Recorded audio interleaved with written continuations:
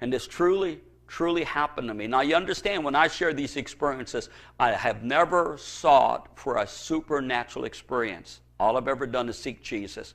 And as I sought Jesus, as I gave him my heart, as I gave him my mind, as I gave him my life, he gave me these experiences. I have experiences all the time. God speaks to me. God has spoken to me many times audibly. I know it's hard for people to believe that, but all around me is the evidence that I've heard from heaven. This building, the TV network we're broadcasting from, the churches that God's allowed us to start, the books I've written. It's all evidence that God does still speak to people. And so I like to share an experience with you that where God took me to heaven. I'm in my barracks one night, and I'm just praying. I'm crying out to God. I've been praying, probably saved for 2.5 months. And all of a sudden, that room was filled with the tangible presence of God. Now, do you know what I mean by the tangible? It's like, you know, it's like if you're in a room and all of a sudden someone comes walking in with perfume on, and you go, well, what are you wearing? You can smell it. Well, the presence of God is so real that I'm crying and I'm weeping, and I fall to my knees. I'm laying on my face when all of a sudden, Paul said, whether in the body or out of the body, I don't know, when all of a sudden this white portal opened up into that room. I mean, it is a glowing, pure white light portal.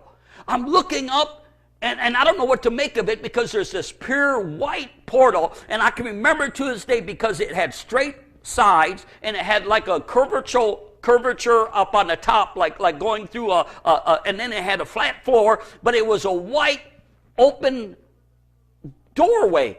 And I could see it was a tunnel. When out of this tunnel, to my shock and amazement, came this man dressed in white. He was probably close to 7 feet tall, and it was an angel. I see this angel, and I'm like a dead man. I can't move. I can't talk. I'm laying on the floor, and I'm sure I'm shaking like a bowl of jelly on an out of balance wash machine. Have you ever seen a wash machine get out of balance? I'm laying on the floor, man, I'm shaking. And this angel walks up to me. Now, I can only give you a brief description of what happened, because this is, I cannot describe to you everything. How do you take and portray in English words the realm of the spirit? It's very difficult. It's how do you describe? How would I describe to a blind man what a beautiful blossoming apple tree would look like if a blind man had never seen a tree? If a man was born blind, how could I describe to him what a beautiful flower would look like, or what animals would look like? Well, it's almost the same way with me, trying to describe people what heaven is like. It is so beyond imagination. Well, this angel walks up to me, and he basically tells me that he has been sent of God in order to take me into heaven. And so I'm laying there like a dead man, and he grabs me by my right hand, and he picks me up like I'm just like a feather. And at that moment, I knew this angel had incredible strength, incredible. He just picks me up like I'm nothing, sets me on my feet, and I'm standing next to this guy. And all of a sudden, he takes me like a little child, like a father would take his little boy, like a 2-year-old little boy, and he takes me into this tunnel of light. Now, the minute I go into this tunnel of light, it's like a part of heaven is in this tunnel, because there's complete, absolute peace, joy, tranquility. Matter of fact, I didn't have a thought of earth anymore. I didn't think about what I had been through, what I had gone through, the pain, the suffering. I didn't even think about, my mind is just filled with overwhelming peace and joy. And it's like I'm out for a Sunday afternoon stroll with my closest friend, like maybe even with my wife in a good sense. But we're walking down this tunnel, and he's not saying a word, and I'm walking, and I'm holding his hand like a little boy. And I'm just walking on like a little boy, and I'm walking, and I'm walking, and I'm walking. We must have walked for miles and miles, and it seemed like this tunnel had an upward blend. Now, as I'm walking in this tunnel, though, I noticed that for every step I took, it was like I'd gone 1,000 feet. It's like, have you ever been to the airport and they've got those escalators that you get on and to get to your plane faster, and everybody else is walking on the hard floor, but you're walking on these moving walkways, and you're passing everybody up. That's what I'm going at the speed of light. Every step I'm taking, and maybe I was going thousands of miles a second, I don't know, but I'm walking with this angel, and I'm looking, and I know I'm moving at an incredible speed of light. So we're walking, it seems like forever. Next thing I know, without me realizing it, the angel's gone. I'm by myself, but I'm not alone.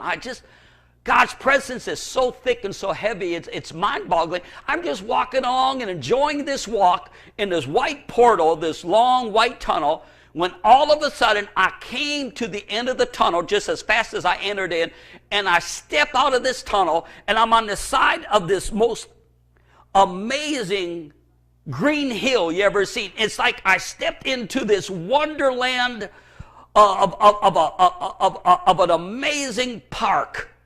And I step onto this hill, and I look up to my left, and here is this mountain range, beautiful mountain range with snow-capped mountains, and there's this amazing river coming down from the side of the mountain, and it's like there's a majestic rainbows all around this waterfall coming down from the mountain. Now, the first thing, and I don't know where to explain to you, but I experienced an explosion of sensations that the human mind could not comprehend. Explosion of colors, explosion of sounds, explosion of smells. I mean, everything is 1,000 times more beautiful. I'm telling you, this was so incredible that I cannot even explain it to you. It is beyond the imagination, and the Bible says, eyes have not seen, ears have not heard, neither entered in the heart of man those things which God has prepared for them that love him. And so I step into this Garden of Eden, and I'm looking around, and I see colors that are so vibrant. Matter of fact, when I came back out of that experience, everything from that time to this time has seemed very, very dull and very dim. I mean, it's like I got spoiled. I'm in heaven, and I've experienced this wonder, this amazement. Now, in this place, in this Garden of Eden, I did not see another human being. And I cannot explain to you why God allowed me to see certain things and other things I didn't see. But I'm on the side of this hill, and the first thing I notice is that I hear sounds. I hear crickets and frogs. I hear cows that are mooing. I hear the roaring of lions. I hear all of these sounds. I hear the bees. I hear their wings, I hear the wind blowing, but it was all like this orchestra.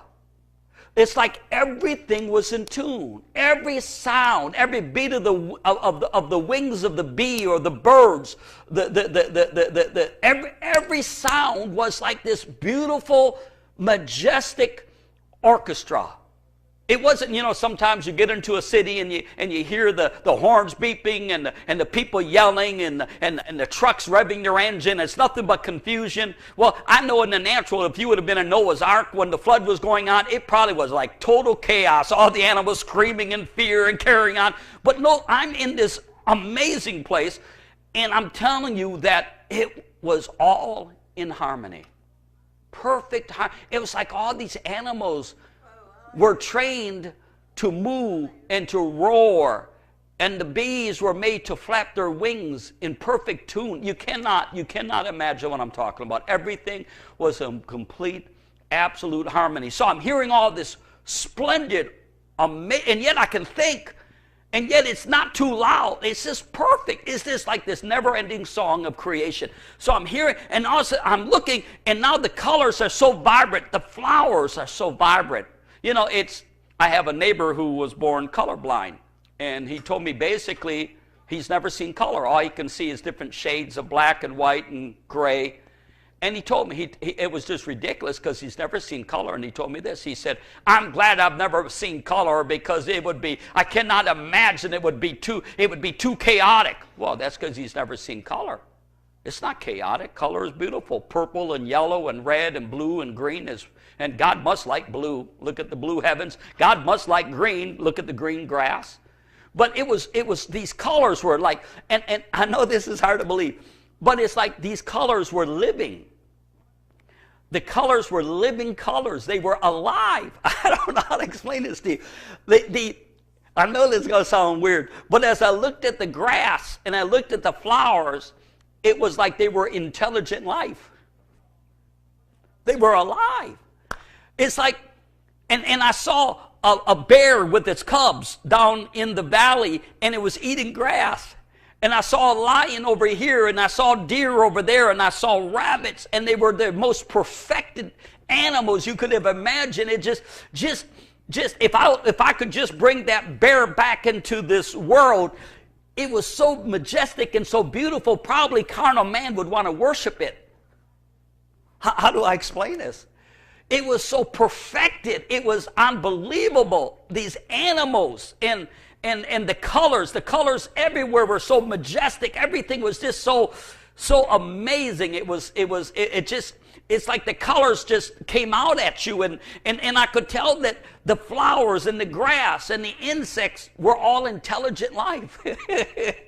When I would step on the grass would bend down but not get hurt and spring right back up. It's like everything went back into its perfect place, and yet I knew it all had free wills. And so I'm standing there, and this all happens in a matter of seconds. I'm overwhelmed, and then smells. Oh, the smells were just. Have you ever, like my daughter says, Dad, if coffee smelled, tasted as good as it smelled, she said I couldn't stop drinking it. Well, the smells that filled the air were so overwhelming. It's just like you could.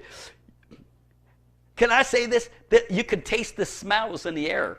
Have you ever gone by, like, I think they do this on purpose, like in restaurants where they'll be cooking like Kentucky Fried Chicken. They purposely pump the chicken in the air, and you can taste it as you're driving by, and you want to stop at Kentucky Fried Chicken. Well, that's what it was like. It was just like I'm eating these smells.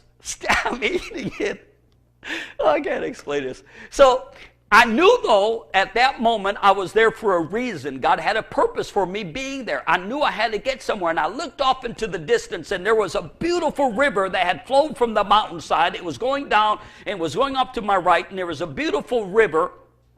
It was just almost like air. You ever see hot air shimmer in the desert? Well, it was shimmering. It was so transparent. It was shimmering. It looked like it was invisible water flowing through this majestic river. And I could see up to my right there was this forest of trees that were like redwood trees. I mean, over 200, have you ever been to a redwood forest out in California, Oregon? They're over 200 feet tall. The tower across our facility is 250 feet tall. I've climbed it about 5 or 6 times. But these trees are just so majestic, and they're anywhere from 20 to 40 feet wide, and they're over there. And I noticed that there is a stone walkway, this beautiful cobblestone walkway, beautiful stones that is like a pathway going over a bridge going into these woods, and I know I got to get on that pathway. And so everything is symbolic in heaven as it is in earth. So I finally make my way down, and you know what? I'm walking, but I'm not tired, I'm not weary, I'm not breathing heavy. I mean, I didn't look at my body, so I don't know if I was in a glorified body or not. All I know is that I wasn't tired, it was so relaxing, but I knew I had to get there. So I finally got onto this pathway, and I'm walking past wild animals, and it's just like they were like house pets. You know, the Bible says that the day will come when it'll be like the lamb will lie down with the lion, and is heaven full of animals, Pastor Mike? Oh yeah, it is. Sure, because God created animals. You know how many species of animals God created? Millions and millions of species. God likes animals, you know. Anyways, that's a whole different story. People don't know what animals have souls, but that's a whole different. Anyway, so I'm walking on this path, and I'm walking towards this majestic forest, and I get to this bridge that goes over this river, and as I get, and it has railings to the left and to the right, and they're made out of the same stone. And I remember when I get to the middle of the bridge, I leaned over and I looked down, and to my shock and amazement, the river was full of tropical fish. But they weren't just tropical fish. They were so many types and sizes and shapes. They weren't eating one another. They didn't seem like they were in a hurry. They were just swimming along and having fun. And they were multiple colors. And they were like deep, and it's like they were swimming in the air because the water was so transparent. You could see some blueness in the water, but the water was so transparent, it looked like the fish were swimming in the air. And it was so, and I knew I could just lean over the side of that stone bridge and watch them for days on end. I knew I could, but I knew in my heart I had to keep on moving. And so I turned away from the fish and I continued. And I finally get to this forest and I'm walking amongst these trees. Now, I see ferns of all types and sizes. I see plants under the majestic trees. Now, what's so amazing, these trees are high with humongous branches, and yet under the forest, you would think it would be dark, but it's not dark. It's not totally bright like the light, but it's just this real soothing, almost romantic darkness. You know what I'm talking about? It's just like, it's a wonderful darkness. It's not an evil darkness. It's just kind of a little bit of a dark, and yet you can see everything. And beautiful ferns. I saw no thorns. And by the way, there was flowers before I got to the forest everywhere. It's like this exquisite gardener knew exactly where to put what type of flower, where to put what type of tree, where to put what type of plant. It was like nothing was as if it was happened to chance. Everything was just this most exquisite landscaper you could have imagined. And his name is Jesus. And he had put everything exactly where it belonged, to where everything was in harmony. So I'm walking through this forest, and these majestic trees are everywhere, and I'm going deeper, and the pathway now going through this forest is as straight as you can shoot an arrow. It's never ending. It's just on and on and on. And I'm just walking through this forest when all of a sudden, to my shock and amazement, the trees around me were filled with birds.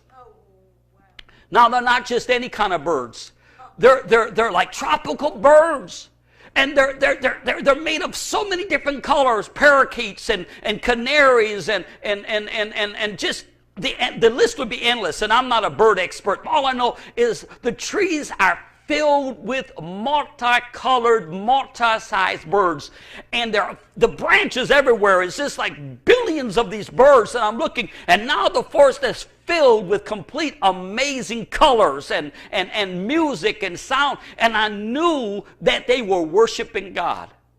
And their heads were aimed up towards heaven, and they were worshiping the King of Kings and Lord of Lords. So I'm standing there, and I'm surrounded by these birds now, and I am weeping. I am weeping with joy. I'm crying. I'm weeping.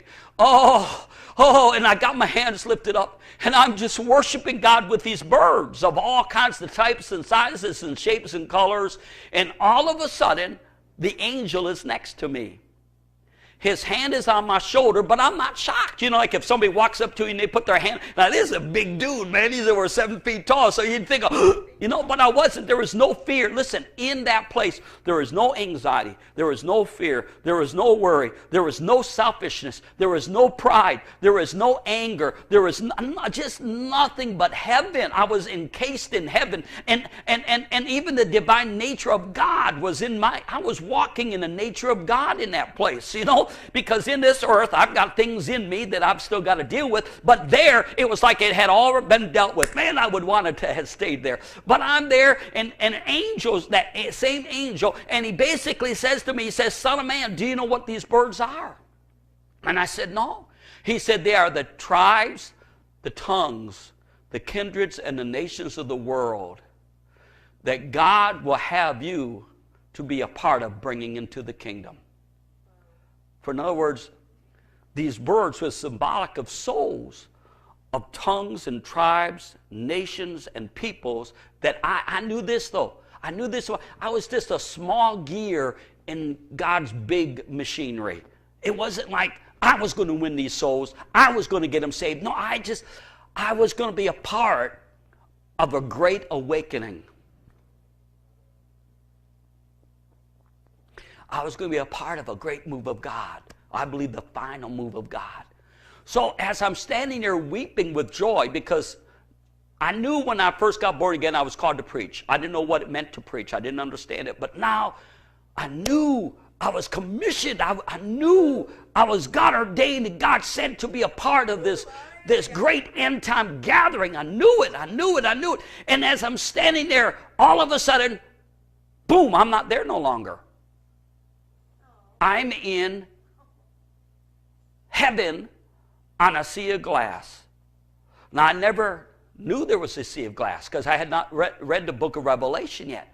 I'm on this sea of glass, And this sea of glass is never ending. And now this sea of glass, it was like a literal sea with multiple colors floating through it. It's like waves. Have you ever been into like where they do one of these discos and they got lights that are flashing but this under the floor? Well, it's like the waves of color are flashing on this sea of glass under the floor. I'm standing on this sea of glass. As I'm standing on the sea of glass, it was in my heart to start going straight ahead in front of me. I could see something off in the distance. And I remember walking across the sea of glass, just overwhelmed with such. Now, I had experienced the presence of God, but now the presence of God is so thick, it's like I'm walking through water. It's the presence of God is so real, I cannot explain. I'm walking, and I see thunderings and lightnings ahead of me, and this roaring ahead of me, and my heart was being filled with fear, but it was the divine fear of God. And I'm walking, as I'm getting closer, all of a sudden I began to see those things that John describes in the book of Revelation. But my eyes were not focused upon the rainbows and upon the seraphims and the cherubims and all of and my eyes were glued to the one sitting on this throne that seemed to be like white living fire, and he was like a flame of fire, but it was no yellows. It was pure white fire, like an arc welder. If you ever get around somebody arc welding, they say don't look at it because it'll burn the retina of your eyes. It was just like this brilliant, and he was glowing. And I saw the Son of God off to his right hand side, and it was the Father sitting on his throne. And as I got closer and closer, and it didn't last very long, you understand, because it's like the minute I seen him, and it's hard to explain time to you, because in heaven a second can be eternity. How can I explain that? Time doesn't exist in heaven, and yet time is there, because God is the author of time. I see God sitting on the throne.